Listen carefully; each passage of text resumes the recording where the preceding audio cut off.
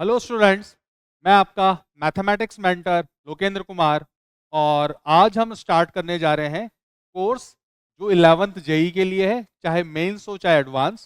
तो आज के कोर्स 11th क्लास के लिए जो हम स्टार्ट कर रहे हैं, इसका नाम है सक्षम बैच। क्या पढ़ेंगे? क्लास 11th जेई, जिसका टारगेट क्या रहने वाला है 2027 में। मतलब जो बच्चे ने अभी 10th पास किया है और वो एक साल 11th में प्रिपरेशन करेगा, फिर एक साल 12th में प्रिपरेशन करेगा, और आफ्टर प्रिपरेशन जब वो 12th बोर्ड के एग्जाम देगा, उसी ईयर में जब वो JEE mains and JEE advance अपने क्रैक करने के लिए एग्जाम दे रहा होगा, उस ड्यूरेशन में जो ईयर होगा दैट ईयर विल बी 2027। और वहां पर जो बच्चे मतलब जेई क्रैक करना चाहते हैं, अपनी रैंक बहुत अच्छी रैंक सिक्योर करना चाहते हैं, ऐसे बच्चों के लिए कोर्स है। मैंने पहले कहा, फिर से क्लियर कर दूं, ये जो कोर्स है ये मेंस और एडवांस दोनों बच्चों के लिए है। और जो बच्चे ऐसा सोचते हैं कि एडवांस में हमें बेस्ट रैंक अचीव करनी है, चाहे वो टॉप 10 के बारे में सोच रहे हो, चाहे टॉप 100 के बारे में सोच रहे हो, ऐसे बच्चों के लिए है। और साथ ही साथ इस कोर्स की स्पेशलिटी ये है कि हम इसको बिल्कुल बेसिक से स्टार्ट करते हैं, ईच एंड एवरी कॉन्सेप्ट बिल्कुल क्लियर करते हुए जीरो से स्टार्ट करके इसको फुल लेवल तक लेकर जाएंगे, जहां पर आप किसी भी एडवांस लेवल के क्वेश्चन में भी किसी तरह का लैग बिहाइंड फील नहीं करेंगे। माय डियर स्टूडेंट्स, जैसा कि मैं आपसे बता रहा हूं कि इस कोर्स को हम बिल्कुल जीरो लेवल से स्टार्ट करने वाले हैं। इसीलिए जब मैं जेई की मैथ्स स्टार्ट कर रहा हूं, ये कंसीडर करते हुए कि आप सभी ने अपने 10th का एग्जाम पास कर लिया, बल्कि मैं कहूँगा अच्छे नंबर से पास कर लिया, स्टिल मैं आपको क्या स्टार्ट कर रहा हूँ, हम डायरेक्ट किसी ऐसे टॉपिक पे नहीं जा रहे जो 11th क्लास का हो अकॉर्डिंग टू सीबीएसई या जेई एडवांस के सिलेबस का हो। हम डायरेक्ट वहां जंप नहीं कर रहे, क्योंकि मेरा मानना है कि अगर बेसिक स्ट्रांग है तो मेरा ही काम आसान होने वाला है।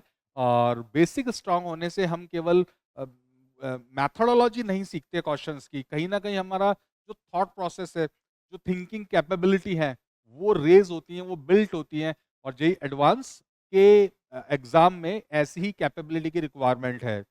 और जेई मेन और जेई एडवांस में अगर हम लेवल का डिफरेंस देखें, तो जितना लेवल का डिफरेंस फिजिक्स या केमिस्ट्री में देखने को मिलता है, मैथ्स में उतना डिफरेंस देखने को नहीं मिलता। तो ये कोर्स दोनों ही तरह के स्टूडेंट्स के लिए है, और बेसिक थिंकिंग बहुत जरूरी है। इसीलिए जब हम मैथ्स का ये कोर्स स्टार्ट कर रहे हैं, जिसमें कि हम जेई में जो भी सिलेबस है उसको कवर करेंगे, और इस बात का ध्यान रखेंगे कि हम इस कोर्स की स्पेशलिटी क्या है, जीरो से स्टार्ट करेंगे, मतलब बिल्कुल बेसिक से स्टार्ट करेंगे। उसके दो रीजन है, एक तो बेसिक कॉन्सेप्ट स्ट्रांग होने ही चाहिए, और दूसरा जो बहुत इंपॉर्टेंट रीजन है कि मैं ये नहीं मानना चाहता कि आप अपने 9th क्लास या 10th क्लास में क्या पढ़कर आए, उस नॉलेज के बिहाफ पर मैं कुछ भी आपको पढ़ाना शुरू कर दूं। इट डजेंट मीन कि मैं कह रहा हूं कि आप पढ़कर नहीं आए, आप पढ़कर आए हैं, लेकिन मैं अपनी तरफ से अश्योर करना चाह रहा हूं कि भाई जिस जिस चीज की रिक्वायरमेंट, ऐसे कोई भी बेसिक कॉन्सेप्ट की रिक्वायरमेंट हमको क्लास 11th या 12th के सिलेबस को कवर करते हुए होने वाली है,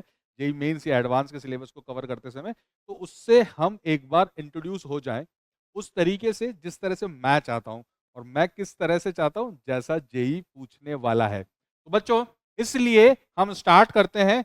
बेसिक मैथमेटिक्स की हम बात करेंगे, हम ऐसी बात नहीं करेंगे कि कुछ हाई फाई बोलना स्टार्ट कर दिया, हम बिल्कुल बेसिक बात से स्टार्ट करने वाले हैं। और उस बेसिक बात में आप देखेंगे तो बिल्कुल सबसे पहले जहाँ नंबर्स की बात होगी, वहाँ मतलब मैथ्स चलेगा कहाँ, जहाँ नंबर की बात होगी, तो बिना नंबर के तो मैथमेटिक्स कुछ हो नहीं सकता।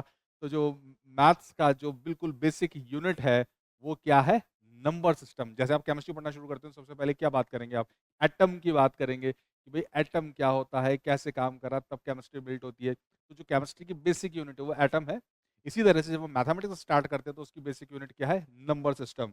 तो माय डियर स्टूडेंट, आप देखिए यहाँ पर कि यहाँ पर हम बेसिक मैथमेटिक्स के नाम पर ऐसा नहीं कि सिर्फ नंबर सिस्टम पढ़ने वाले हैं, बहुत डिटेल में हम लोग नंबर सिस्टम पढ़ने वाले हैं। आपको लगेगा कि सर नंबर सिस्टम को आता होता ही क्या है, natural number, whole number, integer, rational, irrational, real, बात खत्म हो गई। लेकिन इतनी सी बात में आप मानकर चलिए कि अपने 4 लेक्चर डेफिनेटली जाने वाले हैं। हम हर उस एस्पेक्ट की बात करेंगे जिससे रिलेटेड जेई क्वेश्चन पूछता है, मतलब बिल्कुल छोटी छोटी बातें, जहाँ पर हम छोटी क्लासेस में उतना ध्यान नहीं देते, लेकिन जेई के पॉइंट ऑफ व्यू से उन सब बातों को हमें जानना जरूरी है। रहेगा वही नंबर सिस्टम, लेकिन जब आप पढ़ेंगे तो आप फील करेंगे कि हाँ, ये कुछ अलग है, कुछ देखने का नजरिया अलग है, चीजें तो वही हैं। और वो जब नज़रिया बदलेगा तो नज़ारा बदल जाएगा और हमारी जेई की प्रिपरेशन बहुत स्ट्रांग हो जाएगी। तो माय डियर स्टूडेंट्स, जैसे हम नंबर सिस्टम को पढ़ने वाले हैं एंड एज आई सेड कि इसमें 4 क्लास जाने वाली है और बेसिक बातों में हम क्या पढ़ेंगे, हम पढ़ेंगे आइडेंटिटीज एंड फैक्टर्स। सर ये तो हमको आते हैं, कोई बात नहीं, बहुत बढ़िया। थोड़ा सा मुझे आता है, मुझसे सीखना, थोड़ा सा तुम्हें आता है, मैं तुमसे सीख लूंगा। तो आइडेंटिटीज एंड फैक्टर्स की बात करेंगे।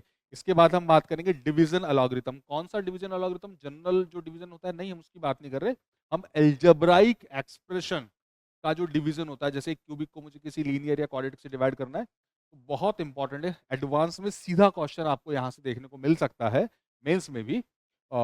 इसमें हम फिर डिवाइड करना सीखते हैं। उसके बाद दो important theorem, remainder theorem and factor theorem है, उस पर डिटेल में बात करते हैं। जब वो हमें समझ में आ जाती है तो हमको cubic and higher degree polynomial के फैक्टर करना आता है। We all are comfortable. जब हम क्वाड्रेटिक के फैक्टर करते हैं तो हम इजीली कर लेते हैं, बहुत सारे मेथड जानते हैं, हम क्वाड्रेटिक फॉर्मूला लगा सकते हैं, मिड टर्म स्प्लिटिंग कर सकते हैं, हम कंप्यूटिंग द स्क्वायर कर सकते हैं। लेकिन क्यूबिक के फैक्टर अपने आप में जेई की कोर्स के अंदर एक चैलेंज होता है। तो ऐसे तो सिलेबस में कहीं फैक्टर्स नाम का कोई पॉइंट है नहीं, लेकिन हम जानते हैं कि हमें नहीं आया तो फिर वो डिफरेंट डिफरेंट एरिया में हमें प्रॉब्लम क्रिएट करने वाला है, तो हम ऐसी प्रॉब्लमेटिक चीज को छोड़ेंगे नहीं, तो हम पहले उसे कवर करेंगे। एक्सपोनेंट्स की बात करेंगे, डिफरेंट पावर्स की बात करेंगे। सर हमें आती है, मैंने जैसा पहले भी कहा, हम मिलकर सीखेंगे, ठीक है। फिर उसके बाद quadratic polynomial and equations, sir ये भी हमको आता है। देखिए क्वाड्रेटिक इक्वेशन जो है ना, वो डायरेक्ट हमारे जेई के सिलेबस में है। तो अभी जो मैं आपको बेसिक में पढ़ा रहा हूँ, तो बेसिक बात ही करूंगा कि भाई क्वाड्रेटिक इक्वेशन है, इसके दो रूट होते हैं। क्वाड्रेटिक पॉलिनोमियल जहाँ एक्स एक्सिस को कट करता है, वहाँ इसकी जीरोस बनते हैं, इसका ग्राफ एक पैराबोला बनाता है। वो थोड़ी बहुत बात करेंगे, अलग से पूरा क्वाड्रेटिक इक्वेशन चैप्टर आएगा जो बेसिक मैथ्स का पार्ट नहीं है। तो सर अभी क्यों आप बता रहे हो? अभी तो इसलिए बता रहे हैं कि मैं आपको सिखाऊंगा सॉल्विंग इनइक्वालिटी। अभी तो हम सॉल्विंग इक्वेशन जानते हैं, फिर हम बात करेंगे सॉल्विंग इनइक्वेशन की, तो वहां पर इसका थोड़ा बहुत रोल होता है। तो इसलिए बेसिक बात मैं आपको वहाँ बताऊंगा। फिर हम बात करेंगे एक्सपोनेंशियल इक्वेशंस की, एक्सपोनेंट के साथ जब इक्वेशंस होती है तो कैसे डील करते हैं। हम बात करेंगे मॉड्यूलस की, अगर आपने अभी तक इसका नाम नहीं सुना है तो कोई बात नहीं, हम बताएंगे। और जिसने सुना है तो हाँ, वो जो थोड़ा सा कहीं कहीं आपने नाम सुना होगा, उसको डिटेल में पढ़ने वाले हैं। हम बात करेंगे लॉगरिथम की। लॉगरिथम क्या होता है पढ़ाते समय बताएंगे, अगर कहीं किसी ने सुन लिया हो तो that's very good, otherwise detail में पढ़ाया जाएगा। एंड आफ्टर लास्ट में हम पढ़ेंगे logarithmic equation and in equation. तो बच्चों ये सब हम बेसिक मैथमेटिक्स में कवर करेंगे। मैं बिल्कुल भी ऐसा नहीं चाहता कि मैं इस भरोसे रहूं कि 9th 10th में आप कुछ पढ़कर आए और किसी भी बेसिक बात को मैं छोड़ दूं और बाद में वो हमें हर्डल फील कराए। तो पता चला कि यार एडवांस का सवाल तो मैंने सॉल्व कर दिया था, लेकिन जिस फॉर्म में आंसर देना था उसमें कोई बेसिक बात थी और वो मैं नहीं कर पाया, तो उससे बड़े तो पछतावे की कोई बात नहीं हो सकती। तो ऐसा कुछ भी नहीं छोड़ने वाले हैं, ईच एंड एवरीथिंग कवर करेंगे। बिल्कुल मैं हर एक वो बात पढ़ाऊंगा जो जेई पूछ सकता है, चाहे वो कितनी भी बेसिक हो। और इस पूरी बेसिक मैथमेटिक्स को कवर करने के बाद हम जेई के सिलेबस के अकॉर्डिंग चैप्टर्स कंप्लीट करना स्टार्ट करेंगे। आई होप आपको मेरी बात समझ में आ गई है, आपको मेरी प्लानिंग समझ में आ गई है। इससे पहले कि मैं आगे बढ़ूं, आप जरा यहां देखिए, हम ये बैच डिफरेंट डिफरेंट स्टूडेंट्स के लिए लॉन्च कर रहे हैं। अगर आप ध्यान से देखेंगे तो हाइब्रिड ऑनलाइन क्लासेस है। अभी हाइब्रिड का क्या मतलब मैं आपको डिटेल में समझाऊंगा, हम जल्दी लॉन्च करने वाले हैं। तो हमारा जो पहला बैच है वो है सक्षम बैच। ये उन बच्चों के लिए जो 10th से 11th में मूव कर रहे हैं। तो जिस कोर्स की मैं भी बात कर रहा था, अभी जो आपको पढ़ाने वाला हूँ, वो यही कोर्स है जिसमें बच्चे 10th से 11th के अंदर जा रहे हैं। दूसरा जो बैच है वो है द्रोणा बैच। ये उन बच्चों के लिए जो 11th to 12th moving students हैं। इस बैच में स्पेशल क्या होने वाला, पर्टिकुलर इस बैच में स्पेशल क्या होने वाला है कि हम क्या करते हैं कि अगर हमने 11th कहीं भी पढ़ना स्टार्ट किया ऑनलाइन और ऑफलाइन, या तो हमने 11th पढ़ा ही नहीं, मतलब पढ़ा नहीं से मेरा मतलब है कि जेई की प्रिपरेशन नहीं की, तो ड्यूरिंग दिस बैच हम इस बात का स्पेशल ख्याल रखते हैं कि यार बच्चा जो आया है वो बड़ा, कई बार बच्चा ऐसे 11th में फंस जाता है, या तो वो खुद केयरलेस हो जाता है या किसी तरह की ट्यूनिंग नहीं बैठती। तो कहीं ना कहीं जब 12th का पढ़ना स्टार्ट करते हो तो जाहिर सी बात है कि आज जब हम 12th का कोर्स पढ़ रहे हैं तो उसमें बहुत सारा 11th का पोर्शन काम में आता है। तो हम ये कोशिश करते हैं कि इस बैच को पढ़ाते समय कि अगर किसी पर्टिकुलर चैप्टर में, चाहे फिजिक्स चाहे केमिस्ट्री चाहे मैथमेटिक्स, अगर कोई पर्टिकुलर एरिया 11th का ऐसा है जो बहुत ज़्यादा यूज आने वाला है, तो उस चैप्टर को पढ़ाने से पहले हम उस बेसिक कॉन्सेप्ट को, उस बेसिक बात को, उस चैप्टर को कवर कराते हैं।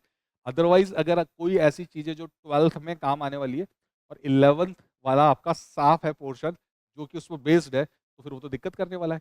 फॉर एग्जाम्पल, अगर मुझे आपको 12th क्लास में पढ़ाना है इनवर्स ट्रिग्नोमेट्रिक फंक्शन, और आपने मुझे कहा कि मेरी तो 11th की ट्रिग्नोमेट्री अभी मतलब एट पार नहीं है, तो फिर मैं तो इनवर्स ट्रिग्नोमेट्रिक फंक्शन आपको कभी पढ़ा ही नहीं सकता। तो इसलिए जैसे मैं 11 टू 12 मूविंग स्टूडेंट्स को, मतलब जो बच्चे 12th के लिए प्रिपरेशन करेंगे, उन बच्चों को जब मैं इनवर्स ट्रिग्नोमेट्रिक फंक्शन पढ़ाऊंगा, तो पहले मैं उन्हें पढ़ाऊंगा ट्रिग्नोमेट्री। मैं ये नहीं कह रहा कि मैं 1 महीना, डेढ़ महीने तक ट्रिग्नोमेट्री पढ़ाता रहूँगा। हाँ, मैं आपको 4-5 क्लास ऐसी ज़रूर दूँगा जिसके अंदर कि आपको 11th के ट्रिग्नोमेट्री को लेकर कोई भी डाउट नहीं रहेगा। जिससे ये होगा कि आप 12th के कॉन्सेप्ट को बिल्ड करते समय उस तरह की प्रॉब्लम फ़ील ना करें। या मैं आपको 12th क्लास में जैसे प्रोबेबिलिटी पढ़ा रहा हूँ, तो प्रोबेबिलिटी के अंदर पीएनसी, परम्यूटेशन एंड कॉम्बिनेशन का बहुत योगदान रहता है। तो आपको लगे कि मेरा तो पीएनसी साफ़ है, तो अब तो फिर प्रोबेबिलिटी भी नहीं हो सकती। तो ऐसा नहीं करेंगे कि हमारा 11th का अगर कुछ गड़बड़ है, तो हम 12th के चैप्टर्स को उससे इफ़ेक्ट नहीं होने देंगे। इस पर्टिकुलर बैच के अंदर ये बहुत एक अलग तरह की प्लानिंग है, हमको बच्चों का ध्यान रखना है। अगर किसी की 11th कमज़ोर है और अब वो 12th में हमारे पास ये बैच जॉइन करना चाहता है। नेक्स्ट बैच बच्चों हैं, इस बैच का नाम है अटल बैच। ये उन बच्चों के लिए है, अपन ड्रॉपर बैच कह सकते हैं। ड्रॉपर का मीन ये हो गया कि जिस बच्चे ने अभी 12th में जेईई मेंस या एडवांस का एग्जाम अभी देने वाला है या दिया है, लेकिन उसे लग रहा है कि यार या तो मेंस का रिजल्ट आ चुका है, तो उसको लग रहा है कि मेरी रैंक इतनी अच्छी नहीं है, या फिर बहुत ही पीछे है, मतलब जिसका सिलेक्शन, जिसको लगता है कि मेरा तो इस तरह से सिलेक्शन ही नहीं होगा या नहीं हुआ, या फिर जिसको लगता है कि सिलेक्शन तो हो गया लेकिन ये रैंक से मैं सेटिस्फाई नहीं हूँ, मुझे बहुत अच्छी रैंक लानी है। मीन टू से अगर किसी की रैंक 1 लाख के आसपास है, तो निश्चित रूप से उसको ड्रॉप लेकर और अपनी रैंक को सुधारने की कोशिश करनी चाहिए। ऐसा क्यों करना चाहिए सर? क्या गारंटी की रैंक सुधर जाएगी? तो अभी तो बस मैं इतना ही कहूँगा कि यार पढ़ाई करोगे तो क्या नहीं हो सकता। तो निश्चित रूप से आपने कुछ वीकनेस जो छोड़ी होंगी, उस वीकनेस को दूर करते हुए हम आगे बढ़ेंगे, तो निश्चित रूप से कहीं न कहीं सुधार होने वाला है। तो जिस बच्चे की रैंक 1 लाख है, अभी वाले एग्ज़ाम में वो अपनी रैंक इम्प्रूव कर सकता है। 1 लाख से इम्प्रूव करके कहाँ ले जाएगा, depends on your hard work और डेडिकेशन, और हमारी बात आप कितना सुन रहे हैं उस पर डिपेंड करेगा। एज़ वेल एज़, तो यहाँ बात सिर्फ 1 लाख रैंक की नहीं है, यहाँ पर बात ये भी है कि अगर आपकी जे एडवांस के अंदर 2000 रैंक है और आपको लगता है कि यार 4-500 के अंदर आनी चाहिए थी, अंडर 10 आने वाली थी, तब भी ये बैच आपके लिए है। तो आप अपनी रैंक को यहाँ पर आकर सुधार सकते हैं। सर, आप क्या अश्योरेंस देंगे कि इस तरह से रैंक हमारी सुधरी जाएगी? क्योंकि मेरे बच्चों, हम इतने सालों से पढ़ा रहे हैं, तो जो भी पढ़ा रहे हैं, जैसा भी पढ़ा रहे हैं, बच्चे लगातार सेलेक्ट हो रहे हैं। लेकिन सबसे इम्पोर्टेंट बात जो है, हमने हमारे सिस्टम को स्ट्रॉन्ग बनाया है, जो कि आपको पुश करता है अपनी अ, रैंक को सुधारने के लिए। क्या सिस्टम है सर? कैसे? क्या कहना चाह रहे हैं आप? ज़रा देखिए। जैसे ये हमारे कोर्स के फीचर्स हैं। क्या है कोर्स का फीचर? Daily revision test. तो डेली रिवीजन टेस्ट का मतलब क्या है? डेली टेस्ट होने वाला है। यस, यहाँ पर डेली टेस्ट होने वाला है बच्चों।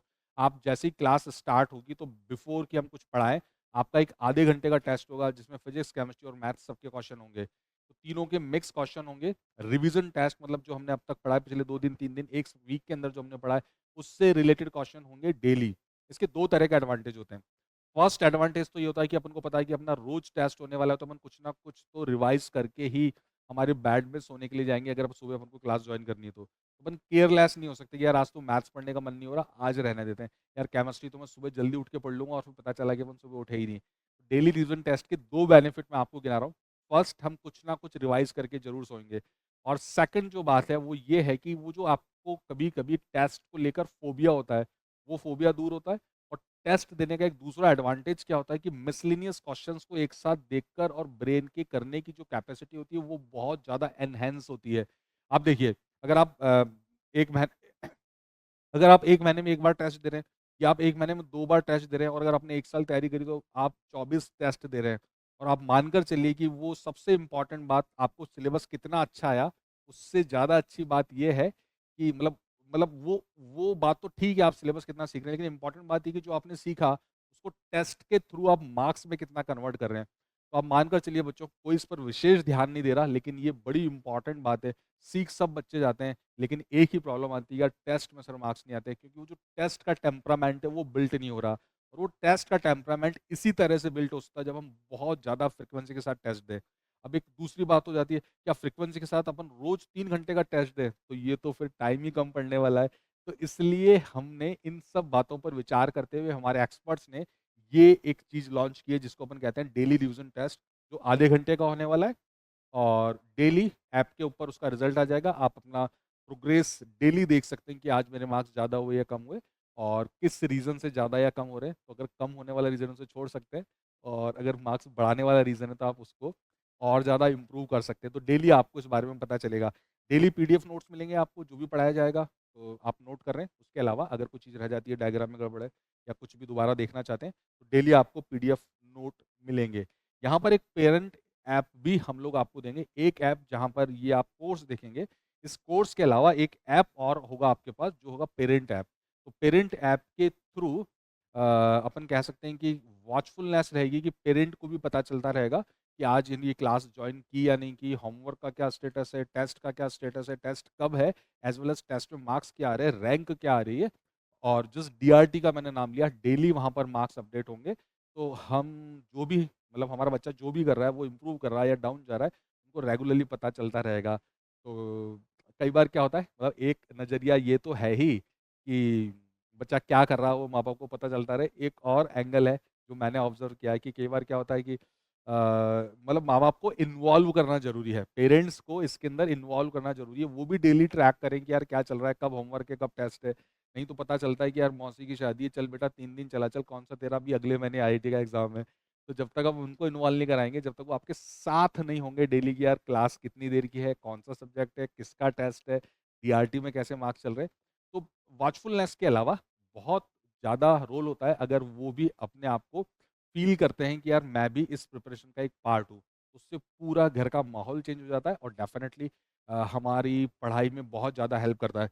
इसके बाद बच्चों वीकली डाउट रिजोल्यूशंस होंगे, मतलब जब भी हम आपको पढ़ा रहे हैं तो जो जिस भी तरह के डाउट आप कलेक्ट करते हैं, तो एक वीकली डाउट रिजोल्यूशन होगा कि पूरी वीक के अंदर जो भी आपने पढ़ा उसके अंदर आपको क्या डाउट है ना। ठीक से सफिशिएंट टाइम दिया जाएगा, तो उसमें जो नोट्स हमने आपको पढ़ाए उससे रिलेटेड डाउट आप पूछ सकते हैं। उसके अलावा डीआरटी होंगे, डेली डीआरटी हो रहे हैं, उनके डाउट आपके पास इकट्ठा हो सकते हैं कि सर ये डीआरटी था, मुझे 2 क्वेश्चन नहीं आए थे, इन क्वेश्चन का सॉल्यूशन क्या है। हालांकि आंसर की आपको दे दी जाएगी, but still I am talking about the solution. तो सॉल्यूशन क्या है वो आपको पता चलता रहेगा।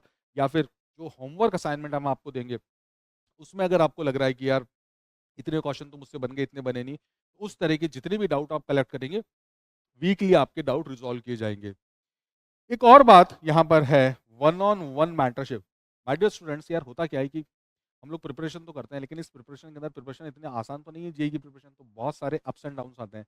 तो बहुत सारे अप्स एंड डाउन्स आते हैं, तो वहाँ पर हमें एक ऐसी गाइडेंस की रिक्वायरमेंट होती है जो ठीक है हमारे सब्जेक्ट को तो संभाल ही रहा है, लेकिन हमारी मेंटेलिटी को, कभी हम नर्वस हो रहे हैं, फियर फील कर रहे हैं, ओवर एक्साइटेड हो रहे हैं, या जो भी जिस भी तरह का इशू है, या कोई और डिफरेंट डिफरेंट डिफरेंट बच्चा पढ़ता है, हर बच्चे के अपने पढ़ने का तरीका अलग होता है, तो डिफरेंट डिफरेंट इशू क्रिएट होते हैं अदर देन अकेडमिक। तो हम यहाँ पर आपको वन ऑन वन मेंटरशिप दे रहे हैं, जिसके अंदर कि हम हर एक इंडिविजुअल को समझकर वो क्या गलतियां कर रहे हैं और कैसे अपने आप को इम्प्रूव कर सकते हैं, उसके ऊपर बात की जा सकती है।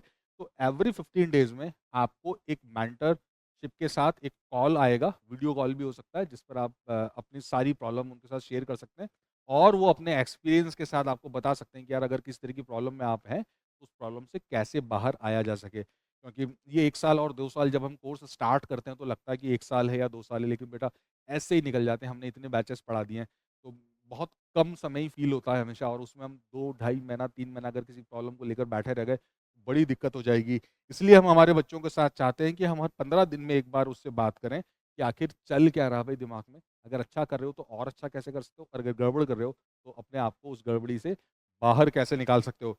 इसके अलावा एक और फीचर आपको यहाँ देखने को मिलेगा, free all India test series. ये क्या है, बच्चों जो कोर्स आप लेंगे उसमें एवरी 15 डेज में टेस्ट होगा। उसके अलावा डीआरटी चल रहे होंगे, वो तो चल ही रहे होंगे, लेकिन जैसे ही हम हमारा सिलेबस कंप्लीट करेंगे तो अपन एक टेस्ट सीरीज लॉन्च करते हैं। तो जो बच्चे ये कोर्स लेने वाले हैं उनके लिए वो टेस्ट सीरीज फ्री रहने वाली है।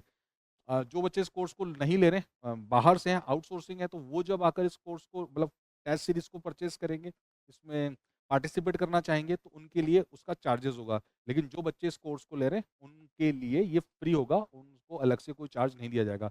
इस टेस्ट सीरीज का ये एडवांटेज है कि जो बच्चे आपके साथ एनरोल हैं इस बैच के अंदर जो पढ़ रहे हैं, वहाँ तो उनके साथ तो आपकी रैंक आपको लगातार दिखती रहेगी डिफरेंट डिफरेंट टेस्ट के थ्रू। लेकिन जब अपन इस टेस्ट सीरीज में एक बार एनरोल होंगे, तो फिर अपना जो डोमेन है वो बड़ा हो जाएगा, कि और कई सारे बच्चे इसमें जुड़ जाएंगे, तो अपन देख पाएंगे इतने सारे बच्चों के अंदर हम कहाँ पर स्टैंड कर रहे हैं। तो ठीक है बच्चों, तो ये मैंने आपको डिफरेंट कोर्सेज के बारे में बताया, और ये बताया कि ये कोर्स अगर आप हमारे साथ करते हैं तो आपको क्या डिफरेंट डिफरेंट एडवांटेज होने वाले हैं। और भी बहुत सारे बहुत डिटेल में समझा सकता हूँ, but time is the issue. पहली क्लास है हमारी, तो कुछ पढ़ लेना भी जरूरी है। मैं समय समय पर आपको इसके बारे में बताता रहूँगा। ठीक है, क्या स्टार्ट किया नंबर सिस्टम।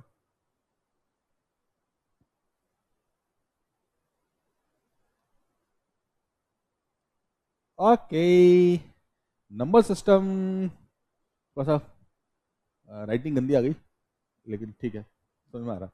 तो नंबर सिस्टम हम लोग पढ़ने जा रहे हैं। क्या रिक्वायरमेंट है यार नंबर सिस्टम पढ़ने की, मतलब क्यों पढ़ रहे हैं अपन? तो यार नंबर सिस्टम नाम से ही पता चल रहा है कि अपन को क्या करना है, नंबर्स को समझने की और फील करने की हम लोग कोशिश कर रहे हैं। नंबर्स को समझने की या फील करने की हम लोग कोशिश कर रहे हैं। नंबर्स की इस दुनिया में रिक्वायरमेंट क्या है, ठीक है ना? मतलब मुझे एग्जैक्ट ऐसे पता नहीं, लेकिन क्या माना जाता है, मतलब साइंटिस्ट क्या मानते हैं ह्यूमन बीइंग अर्थ पर कब से है, मतलब मुझे नहीं पता यार, देख मुझे वो वाला नहीं पता, मुझे गूगल करेंगे तो पता चल जाएगा, लेकिन मतलब वैसे मैंने ध्यान नहीं दिया। तो कुछ 1000 साल पहले, लाइफ तो वो ऐसे करोड़ों करोड़ साल मानते हैं, मैं तो इंसानों की बात कर रहा हूँ। क्या मान ले, 10,000 शायद, अरे पक्का नहीं, मतलब साइंटिस्ट क्या बोल रहे हैं, 20,000 बोल रहे हैं, मान ले चलो 20,000 मान लेते हैं कि 20,000 साल पहले से मनुष्य धरती पर है। तो अब वो जब भी कुछ का एग्जिस्टेंस है तो यार नंबर तो सबसे पहले नहीं आए होंगे ना। सबसे पहले तो कुछ कुछ वो बायोलॉजिकल हो रहे हैं अपन थोड़े से बायोलॉजी की स्टडी वगैरह अपन करते हैं, तो सबसे पहले आता है सर्वाइवल। तो वो जिंदा रहने की कोशिश की होगी पहले तो, और जिंदा रहने की कोशिश के बाद सबसे पहले सर्वाइवल आता है। फिर जिंदा रहने की कोशिश के बाद जो जिंदा रहने का तरीका है उसको सुरक्षित और सुविधाजनक बनाने का आता है। मतलब पहले तो सुरक्षित से मतलब है कि चलो एक बार तो जिंदा हो गए, अब फ्यूचर में भी जिंदा रहे, तो घर बनाए, है ना, वेपन वगैरह हमारे पास रखें, खुद को प्रोटेक्टेड रखें, लाइक दैट। और जिंदा रहना मतलब बहुत छोटे हैं अभी, खाना क्या है, कहाँ जाना है, कहाँ नहीं जाना है, आग में नहीं गिरना है, वो सब वो बेसिक सेंस। तो जिंदा रहना है, फिर सेफ रहना है, प्रोटेक्टेड रहना है, खाना क्या है, वो सब। और जब फिर ये बेसिक डिमांड पूरी हो जाती है तो जो अगली डिमांड पैदा होती है वो होती है कि अब सुविधाओं को कैसे बढ़ाएं, अब सुख कैसे लें, ठीक है, तो सुविधाएं कैसे बनाएं, ये सब हम आते हैं। तो मेरे कहने का मतलब है कि जब जब जब धरती पे मनुष्य सबसे पहले होगा तो उसने पहले जिंदा रहने की कोशिश कर ली होगी, फिर उसको सुरक्षित बना लिया होगा। तो आई थिंक जिंदा रहना ठीक है, सबसे बेसिक बात हो गई। सुरक्षित बनाने में और सुविधा देने में, दोनों में ही नंबर की रिक्वायरमेंट पड़ गई होगी। सोच के देखो, सुरक्षित रहना है मतलब क्या है कि जैसे मेरे पास वेपन मेरे पास अगर 2 तलवार होंगी तो मैं ज़्यादा सुरक्षित रहूंगा, है ना, तलवार या वाट एवर जो यूज़ करते हो, भाला लकड़ी वाट एवर, तो ज़्यादा सुरक्षित रहूंगा। अगर वहाँ से फोर कोई कोई जंगली जानवर आ रहे हैं तो मैं कम सुरक्षित हूँ। एक आ रहे हैं तो उसको तो मैं संभाल लूंगा। तो आप समझ रहे हो, काउंटिंग स्टार्ट हो गई लाइक दैट, मतलब इस तरह से बातें काउंटिंग पर आने लगी। 10 लोग दूसरे कबीले के हैं तो मैं अकेला ना जाऊं, पता चला मुझे ही आज उनका डिनर बनना पड़ गया, लाइक दैट। 10,000 साल पहले की बात करो, भाई किसी को बुरा मानने की जरूरत नहीं है लाइक दैट। तो सुविधा सुविधा का मतलब वही कि मान लो मुझे खाना स्टोर करके रखना है तो एक बैग रख लेता हूँ, बारिश शुरू हो रही है 4 बैग रख लूंगा तो ज्यादा अच्छा रहेगा, या लाइक दैट, है ना। मतलब ये अपन को बात समझ में आ रही है, ज्यादा एग्जेगरेट करने की जरूरत नहीं है। तो नंबर्स की शुरुआत बहुत बिल्कुल बेसिक में तो नहीं, पहले सर्वाइवल, आफ्टर दैट जैसे ही लाइफ के डिफरेंट और एम्पलीट्यूड्स की तरफ देखा जाएगा तो वहां पर बिना नंबर के कुछ नहीं हो सकता, तो नंबर की जरूरत पड़ गई। और अब जो मैं बेसिक बात नंबर की बता रहा हूं, तो कहां पर अपन को इन बेसिक बातों की जरूरत पड़ रही है, जहां पर मैं चीजों को काउंट करने की कोशिश कर रहा हूं। दुश्मन कितने हैं, खाने के बैग कितने हैं, मेरे पास वेपन कितने हैं, तो मैं चीजों को जब काउंट करने की कोशिश कर रहा हूं तो नंबर्स की रिक्वायरमेंट मुझे क्या हुई, जब मुझे काउंटिंग की रिक्वायरमेंट हुई। नंबर्स की रिक्वायरमेंट क्यों है, क्या है, कैसे है, जब मुझे काउंटिंग की रिक्वायरमेंट हुई। अब अगर आप ये समझे बहुत बेसिक लेवल पे जाकर कि यार ये काउंटिंग की इतनी ज्यादा जरूरत क्यों है, तो आप ये समझेंगे कि काउंटिंग का लेना देना कंपैरिजन से है, साइकोलॉजिकली। जैसे मैंने कहा यार उधर से 4 कोई वाइल्ड एनिमल आ रहे हैं तो मैं कम सेफ हूं, और अगर एक आ रहा है तो मैं एक को तो संभाल लूंगा। तो this is the comparison, this is the comparison. खतरा बड़ा है, खतरा छोटा है, खतरा नहीं है। प्लेजर ज्यादा है, मेरे पास 10 एप्पल है, अरे वाह 2 दिन खाऊंगा। 2 एप्पल है, अरे वाह अभी पेट भर जाएगा। एप्पल है ही नहीं, अरे भाई किसकी चुराऊं अब। तो तो मतलब प्लेजर कम है ज्यादा है, वो सब बात हो गई। कंपैरिजन की बात है। तेरी मम्मी तुझे कम प्यार करती है, तेरी मम्मी ने तेरे को कल खिलाए बिस्किट। बिस्किट। मेरी मम्मी मुझे ज्यादा प्यार करती है, उन्होंने मुझे खिलाए biscuit biscuit biscuit biscuit biscuit. क्या हुआ ये? मतलब एक की मम्मी ने 2 बिस्किट खिलाए, एक की मम्मी ने 5 बिस्किट खिलाए। अब अगर नंबर नहीं है बोलने के लिए मेरे पास 2 और 5, तो फिर बात कुछ ऐसी चलेगी कि तेरे पास क्या है? Biscuit biscuit. तेरे पास क्या है? Biscuit biscuit biscuit biscuit biscuit. तो आप देख रहे हो, तो काउंट करना है, और काउंट के साथ साथ मैं साथ में जोड़ रहा हूं कंपैरिजन। अभी कंपैरिजन से क्या मतलब है? जैसे जैसे जैसे मैंने कहा कि यार जो हिपोपोटामस होता है वो मोटा होता है। तो मैंने कहा हाथी भी मोटा होता है। अच्छा, तो ज्यादा मोटा कौन होता है? यार वो कहने का पता नहीं चलता, वो हिपो का तो थोड़ा सा हाइट कम होता है इसलिए वो ज्यादा मोटा लगता है, ये वो।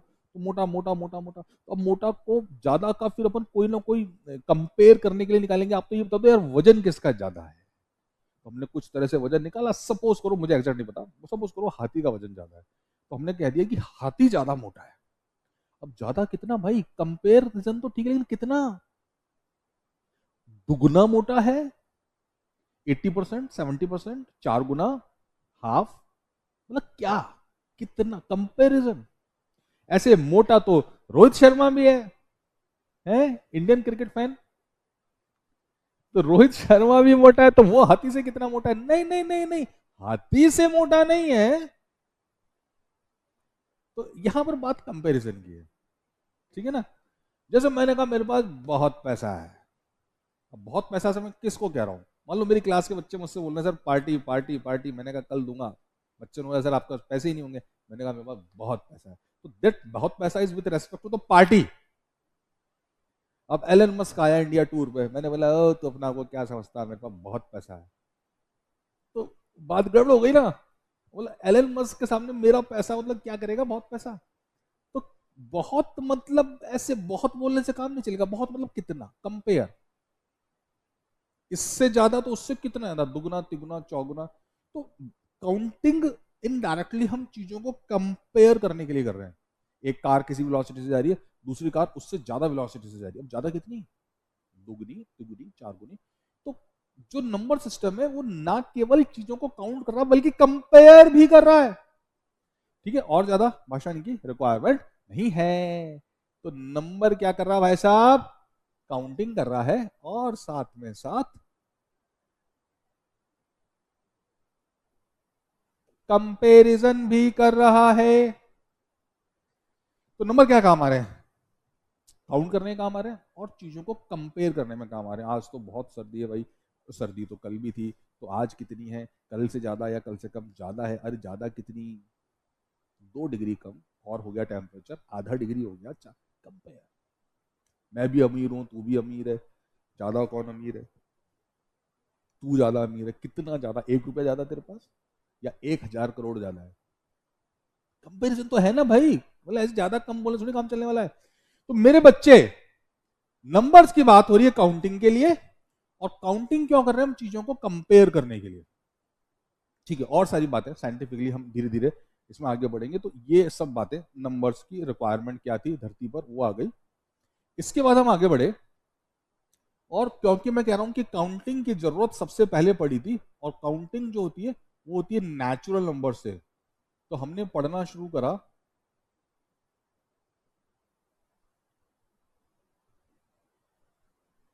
Natural numbers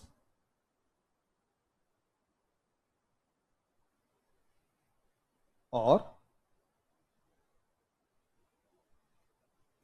counting numbers. Natural number और counting numbers.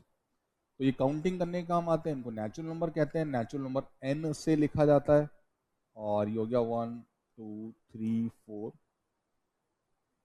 And so on. Natural number क्या होते हैं? 1 2 3 4 एंड सो ऑन। अब इसमें मैं आपको एक चीज बताऊं,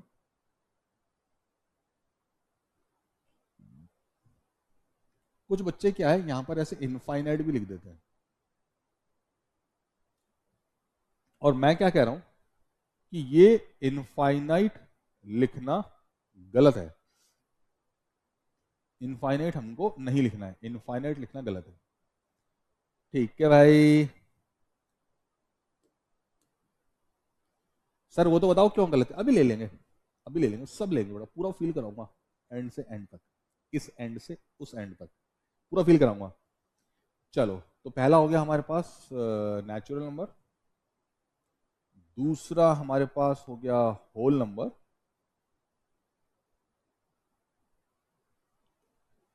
अब वैसे ही सोच लो, मतलब मुझे तो नहीं पता, मतलब बस आइडिया लगा सकते हैं, पता पूछ रहे तो किससे जाएंगे, क्या बात कि भाई नेचुरल नंबर जो थे वो वन से स्टार्ट हो रहे थे, क्योंकि काउंटिंग वन से स्टार्ट होती है। अब वही 10,000 साल पहले मेरे पास 2 बकरी थी, एक को शेर खा गया, एक बच गई, एक को पड़ोसी के कबीले वाले खा गया, अब मेरे पास कितनी बची, तो 0 बची। तो 0 भी कोई चीज़ थी जो शुरुआत में काउंटिंग में काम में नहीं आ रही थी, लेकिन फिर शेर वेर बढ़ गए, बकरियां कम पड़ने लगी, तो पता चला कि 0 को भी जोड़ो भाई, तो नेचुरल नंबर में तो 0 नहीं है, होल नहीं है, ये नंबर में कुछ कमी है, तो उसको नेचुरल रखा, जब 0 लेकर आया तो हमने कहा होल, अब बात पूरी हो गई, अब 0 भी आ गया। तो होल नंबर को इन जनरल हम लोग W से डिनोट करते हैं, तो W में 0 भी आ गया, तो 0 1 2 3 ऐसे करके, फिर वही इनफाइनाइट नहीं लेते हैं, मैं बार बार लिख कर इसलिए काट रहा हूँ, आपको पता रहे कि नहीं लेना है, तो भैया होल नंबर में अपन इसको तो नहीं लेते हैं। इसके बाद क्या होता है, इसके बाद बेटा एक बात आती है इंटीजर्स की। अब इंटीजर्स का क्या मतलब हो गया, इंटीजर्स का मतलब है कंप्लीट नंबर,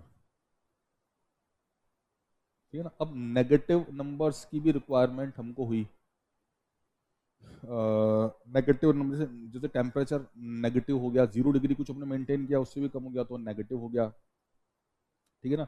कुछ लेंथ या डिस्टेंस एक पर्टिकुलर डायरेक्शन में चलना है हमको, 2 किलोमीटर, 4 किलोमीटर, 6 किलोमीटर, अगर कोई उसका विरोध में कुछ कर रहा है तो हमने कह दिया नेगेटिव। एक कंपनी है, कुछ प्रॉफिट कमा रही है, 1,000, 2,000 करोड़, 5,000 करोड़, फिर प्रॉफिट 0 हो गया, और पता चला कि फिर कर्जा चढ़ना कंपनी में शुरू हो गया, तो कंपनी की मतलब नेगेटिव में जा रही है। तो नेगेटिव मतलब जो सेंस अपन एक्सपेक्ट कर रहे हैं उसका उल्टा कुछ काम हो रहा, तो नेगेटिविटी को भी मेजर करना मैथ्स में रिक्वायर्ड था। डिस्प्लेसमेंट ऑफ द पार्टिकल, हम तो इधर चाह रहे थे, जा उल्टा ही जा रहा है, तो फोर्स कुछ और ही लग गया, फोर्स की डायरेक्शन अपोजिट हो गई जो हम चाह रहे थे उसके कंपेयर में। तो नेगेटिव चीज़ों को भी काउंट करना जरूरी हो गया कि भाई अब तो चीज़ नेगेटिव हो गई, ठीक है। तो इंटीजर्स, तो अब इनमें क्या था, ये नंबर पॉजिटिव थे लेकिन इसमें नेगेटिव नंबर नहीं थे, तो इंटीजर्स का जो हमारा मतलब है वो कंप्लीट नंबर से है, कंप्लीट नंबर्स से है। कोऑर्डिनेट अपन बनाते हैं तो एक्स एक्सिस वाई एक्सिस, तो एक तरफ 0 1 2 3 4 5, एक तरफ -1 -2 -3, तो अगर कोई पीछे जा रहा है तो पीछे भी उसके पास अनंत संभावनाएं जाने की, तो माइनस इन्फाइनाइट तक जाता है, नेगेटिव नंबर पॉजिटिव नंबर एक जगह कहीं लोकेशन है। तो चीज़ों को स्टडी करने के लिए, तो अगर कोई चीज़ ऐसे एक्स एक्सिस भी बढ़ सकती है तो 2 दिशाएं हैं, तो एक को पॉजिटिव मानते हैं और उसके अपोजिट जो काम हो रहा होता है उसको अपन नेगेटिव मानते हैं, तो ये नेगेटिव की रिक्वायरमेंट है कि नेगेटिव भी होना चाहिए, किसी चीज़ का अपोजिट अगर होने लग जाए, हमारी एक्सपेक्टेशन के अपोजिट कुछ होने लग जाए तो उसको हम नेगेटिव कहते हैं। अच्छा, अब इंटीजर्स आ गए, इंटीजर्स क्या है, कंप्लीट नंबर है। अभी कंप्लीट नंबर में, कंप्लीट नंबर मतलब क्या, मतलब नेगेटिव कंप्लीट नंबर भी आ गया इसमें, कहने का मतलब ये कि नेगेटिव नंबर भी इंट्रोड्यूस हो गया लेकिन रहे कम नंबर कंप्लीट ही। तो क्या मतलब हुआ मेरे बच्चे, बहुत सिंपल सी बात है, इंटीजर्स को हम लोग आई या फिर जेड से डिनोट करते हैं, इंटीजर्स को हम लोग आई या फिर जेड से डिनोट करते हैं, तो इसमें क्या आएगा, ऐसे ऐसे ऐसे नेगेटिव नंबर भी होंगे, -2 -1 0 1 2 और 3 ऐसे, और ये भी माइनस इनफाइनाइट तक, वो इनफाइनाइट तक, इनफाइनाइट मुझे मैंने मतलब ऐसे लिखूंगा नहीं, बोलने में इनफाइनाइट से बोल रहा हूँ कि वो रुक नहीं रहे, फिर वो चलते जाएंगे एंड सो ऑन, इसी तरह से लेफ्ट साइड में भी वो कभी रुकेंगे नहीं, वो चलते जाएंगे एंड सो ऑन। ओके, इतनी बात हमने कर ली। तो 3 तरह के नंबर हमने समझ लिए, नेचुरल नंबर क्या होते हैं, होल नंबर क्या होते हैं, इंटीजर्स क्या होते हैं। ये जो है हमको यहाँ तक की बात आ गई समझ में।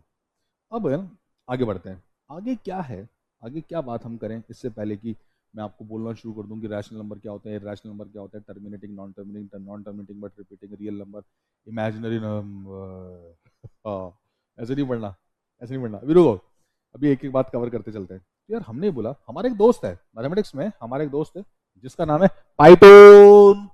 क्या बोला सर? अरे पाइथन, इसको नहीं जानते तुम? अरे ये अपना दोस्त है, ट्रॉइंग ट्रॉइंग ट्रॉइंग ट्रॉइंग ट्रॉइंग ट्रॉइंग ट्रॉइंग ट्रॉइंग ट्रॉइंग ट्रॉइंग ट्रॉइंग, ये दोस्त है बोला। क्या नाम है इसका? पाइथन। मिल लो इससे, एडवांस में हेल्प करेगा तुम्हारी, बिल्कुल दिखेगा भी नहीं किसी को। ये कहाँ छुप के जाता है, ये पता है छुप के जाता है अपने साथ। वैसे तो क्या होता है आजकल बड़ी चेकिंग होती है, जूते भी खोल दो, और कोई लॉकेट पहनने का हटा दो, घड़ी खोल दो, कोई धागा है वो खोल दो, ईयर रिंग खोल दो, सब खुलवा लेते हैं।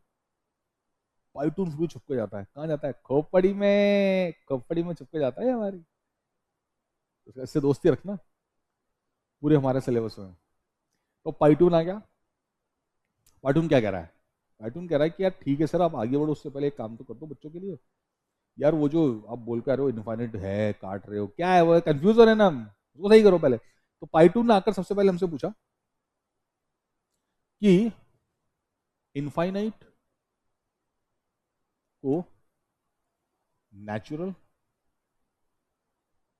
नंबर या तो होल नंबर या तो इंटीजर्स में इंक्लूड क्यों नहीं किया, काट क्यों रखा है आपने? तो को नेचुरल नंबर में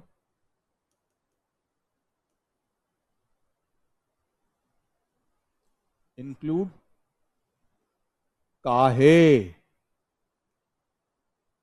नहीं किया? इनफाइनाइट को नेचुरल नंबर्स में इंक्लूड क्यों नहीं किया? थोड़ा स्टाइल मार के लिख दिया, काहे नहीं किया। ठीक है। उसके कुछ रीजन ढूंढने की कोशिश करते हैं। तो पाइथन को हम जवाब दे रहे हैं, जवाब वन। जवाब वन ये कि यह है मैथ्स के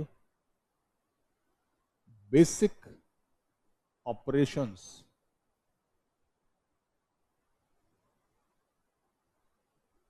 को फॉलो नहीं करता, मानता नहीं है उनकी बात यार। बेसिक बातों को ही नहीं मानता, बड़ी बात तो कुछ मानने को हम क्या ही नहीं रहे। ये तो इसकी बेसिक बातें ही नहीं मानते, ये मैथ्स के बेसिक ऑपरेशंस को नहीं मानता है। सर कौन से बेसिक ऑपरेशन, अभी समझाते हैं। जैसे देखो, पहला, इनफाइनाइट प्लस वन कितना आएगा? सोच के जवाब दो। आप इनफाइनाइट के बारे में क्या फील करते हो? स्टार्स ऑफ आवर गैलेक्सी, उनको अपन इनफाइनाइट कह सकते हैं। इनफाइनाइट मतलब जो अब इतने हो गए कि अब अनकाउंटेबल हो गए, अब उनको हम काउंट ही नहीं कर सकते, वो इतने हो गए।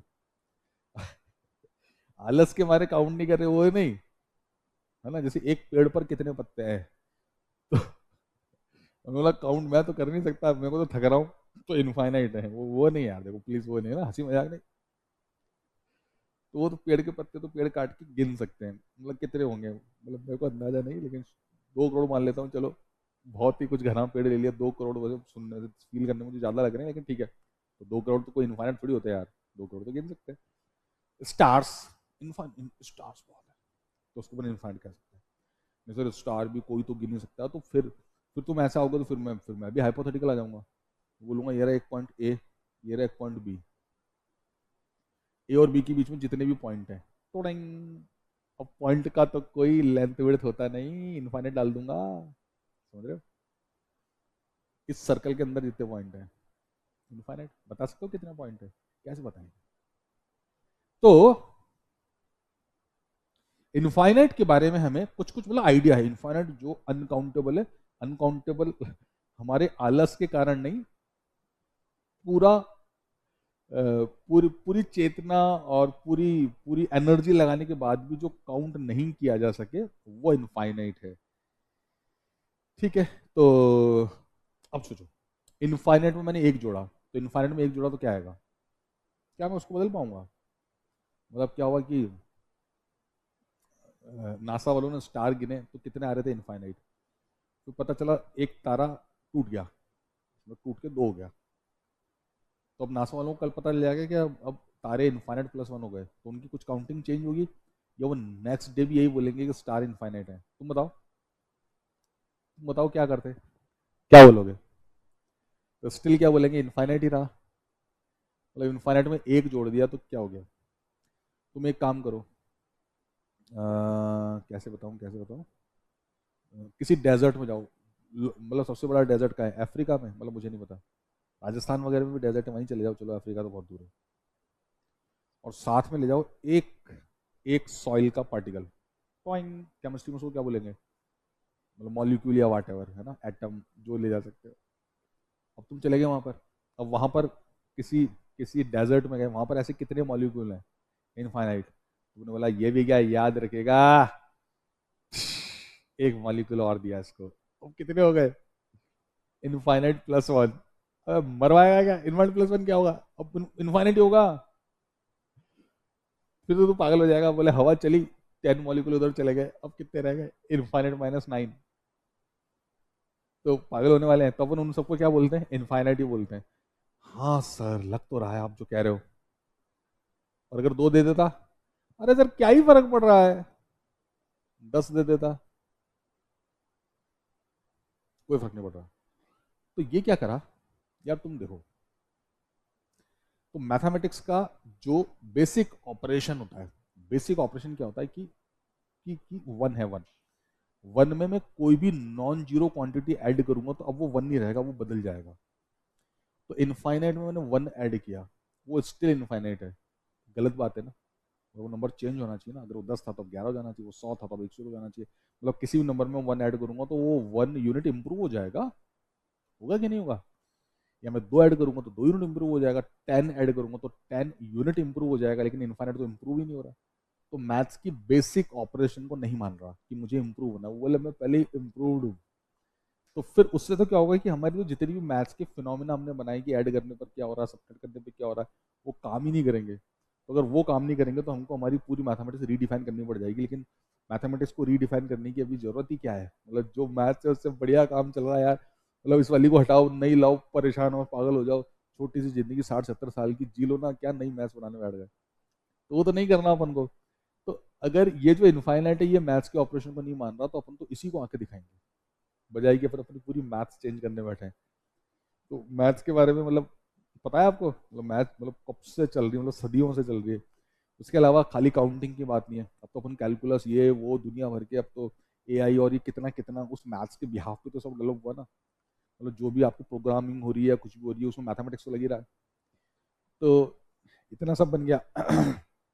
न्यूटन ने बेचारे ने डिफरेंशिएशन इंटीग्रेशन इतना सब बना डाला, तो अब उसको बोलेंगे रीराइट करें, क्योंकि इनफाइनाइट को मुझे नंबर बोलना है, तो गलत बात है ना, इनफाइनाइट को नंबर मत बोलो अगर वो नंबर्स की बात नहीं मान रहा है। तो हमने देखा कि इनफाइनाइट जो है वो नंबर्स के बेसिक ऑपरेशन को नहीं मान रहा है, तो इस तरह की कितने ऑपरेशंस में वो गड़बड़ करेगा, तो अपन ने उसी को आके दिखाना शुरू करा।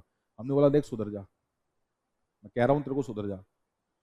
और बेटा ऐसे ही अपन अगर माइनस की बात करें कि इनफाइनाइट में से वन सब्ट्रैक्ट करेंगे तो इनफाइनाइट ही आने वाला है, या इनफाइनाइट में से टू सब्ट्रैक्ट करेंगे तो इनफाइनाइट ही आने वाला है, या इनफाइनाइट में से 10 सब्ट्रैक्ट करेंगे तो इनफाइनाइट ही आने वाला है। तो इस तरह से